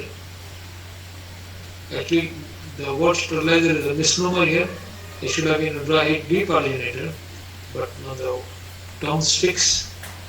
But we actually do deparenation there in a dry heat sterilizer.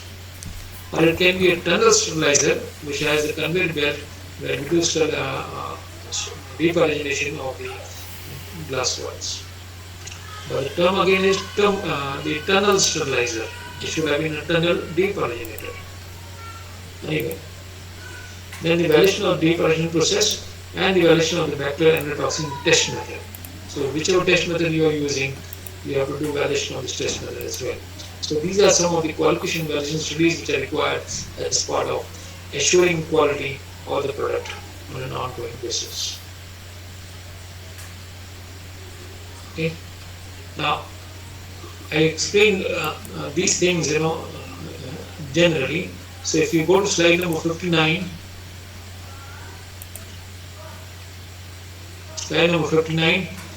here I've explained about the validation of deparenation process in brief, where I mentioned that the equipment which is used for deparenation process is qualified initially for the user requirement specifications for the design qualification. Okay, the URS and DQ require a lot of understanding of the engineering and the design concepts and all. The IQ, OQ and the PQ, which is installation qualification, the operation qualification and the performance qualification. Now, when I was in the academics, I was totally unaware about qualifications. I was totally unaware about the validations. Trust me, my friends, when I joined the pharma industry, I found that people in the pharma industry in 1984 were also totally ignorant about the qualification and validations. So much so that in 1991, when I joined Brandvaxi, and I was trying to increase this qualification and validation concept, there was a lot of argument, and people were up against me. Till such time when they realized, oh, this is important. Then they were trying to fetch me my help and my support. Okay. That is when, in India we started the concept of qualification validations.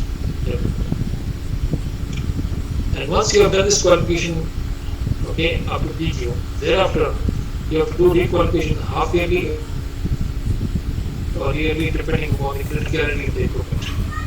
So So if it is a sterilizer like steam sterilizer or a tunnel sterilizer, then I would go in for half yearly evaluation. Sir, I will interfere here. Uh, Uh-huh. the time of this class is only 3 minutes are remaining because completely 2 hours we have started at 7 and Yeah. this class will end exactly at 9. Yes. Okay. So, Okay. Fine. Fine. I'll summarize it very quickly. Okay. Right.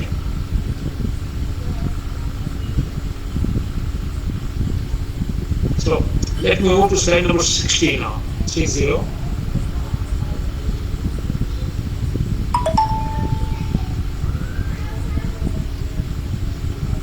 The deparization process here it says it can be done two ways: inactivation and removal. You are trying to inactivate the endotoxin, and other one is that you are trying to remove. Okay.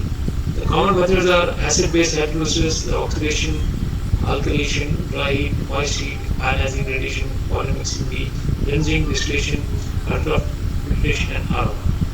These are the common methods for removing the endotoxins by deparization. And finally, I just mentioned about the BET, the bacterial endotoxin test method. There are three different common methods: the gel clot method, the kinetic WT method assay, and the chromogenic method. I have seen all the three methods getting developed over the years, last 20 years. Now people are using the chromogenic method, which also is validated. Uh, I will not go into details of this because this is more into the QA and QC part about the parameters for validation of the bacterial endotoxin. I'll just mention that in the slide number 63 you can see at the bottom, the end number 63 in the bottom, the interference tests for inhibition and enhancement are required to be performed as part of validation. Inhibition, which is endotoxin recovery, should be less than expected, and in enhancement it should be more than expected. These are the special tests which are performed for the evaluation of the endotoxin test. And for the testing and all, we require reagents. One reagent which is most important is called the limulus amugoside lysate. You can see in 64 slide number. 64 slide number. The last reagent, the limulus amugoside lysate, which actually is an active extract coming from the blood cells of special crabs, horseshoe crabs, which are found in the Newfoundland area of the United States.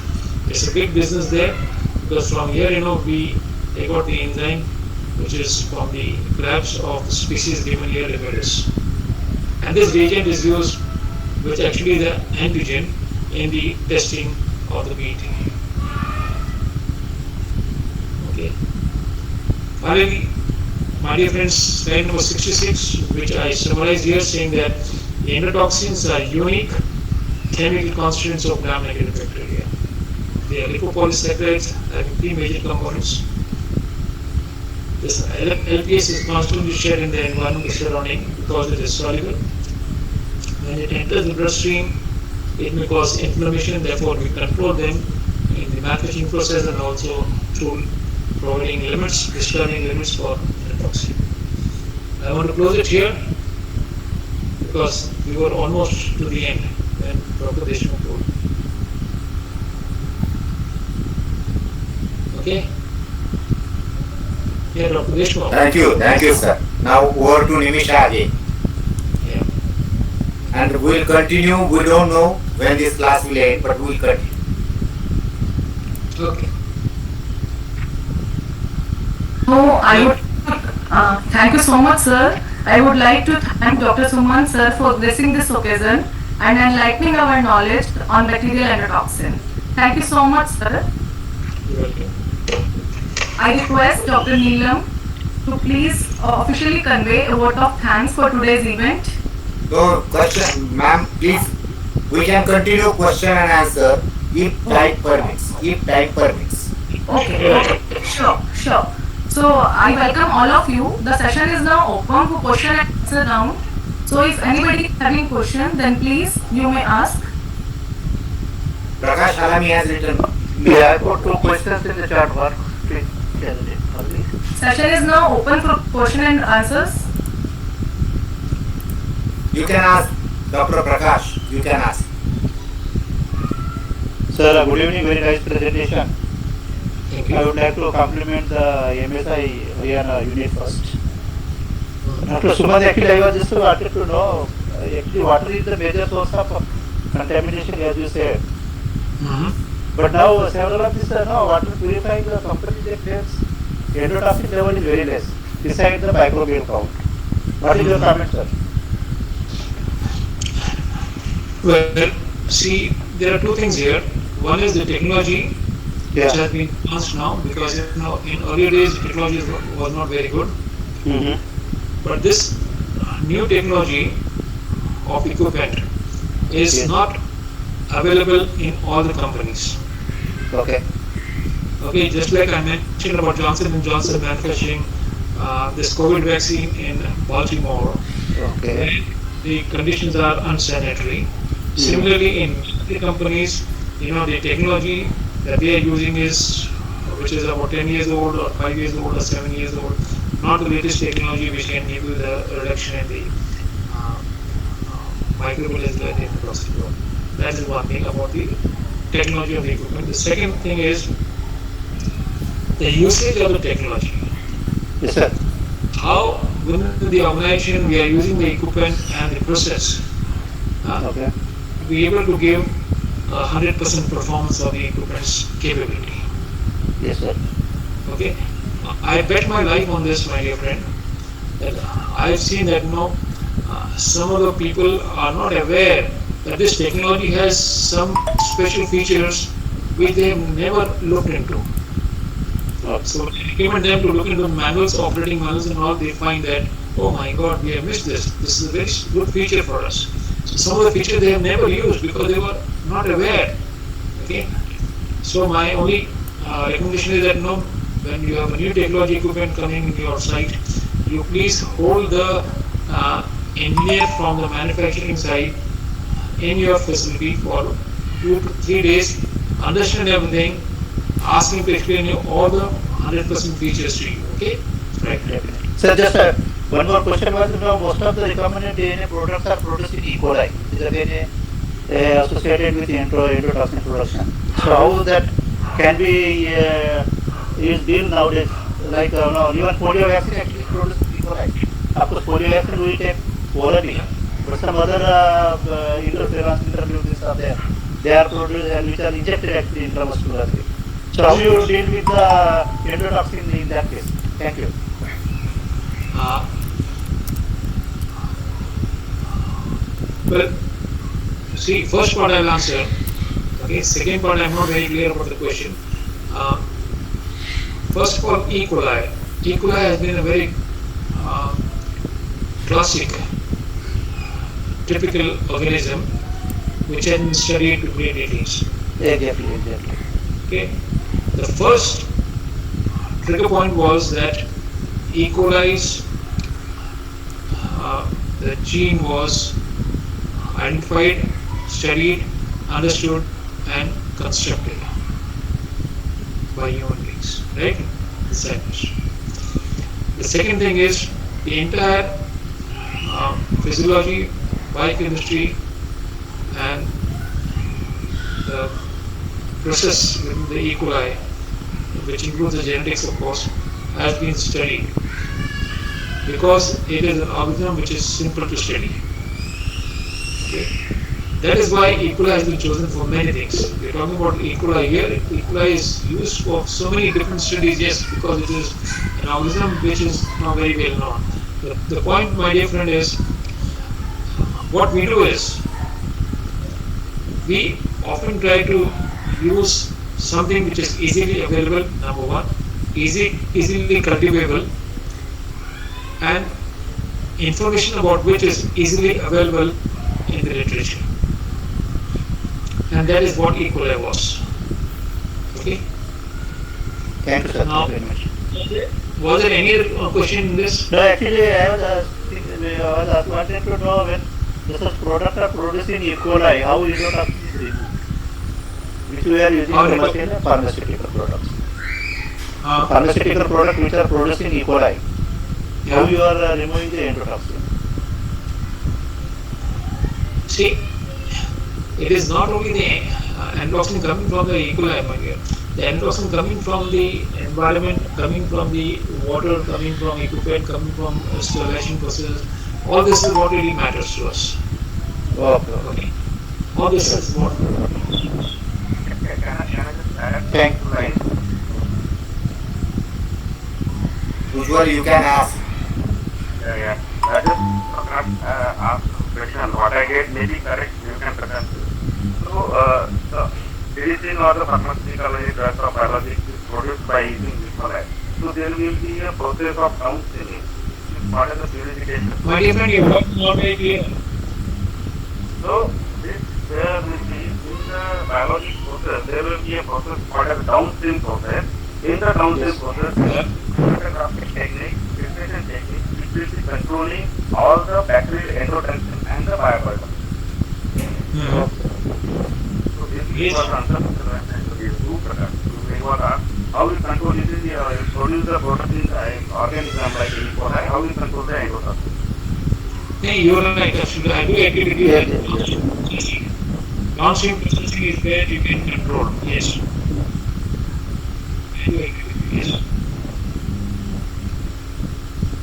Yes. Yeah. Okay. Now over to Nilam Garg ma'am. Nilam Garg ma'am, please, Okay. because there is enough time now. So I have given email ID of Dr. Sumant. If you are having any query, you can contact on email ID. Dr. Neelam ma'am, please. Thank you very much, Dr. Sumant. Thank you, Dr. Deshmukh. Dr. Sumant, we are very much enlightened with your talk, and we are very thankful on behalf of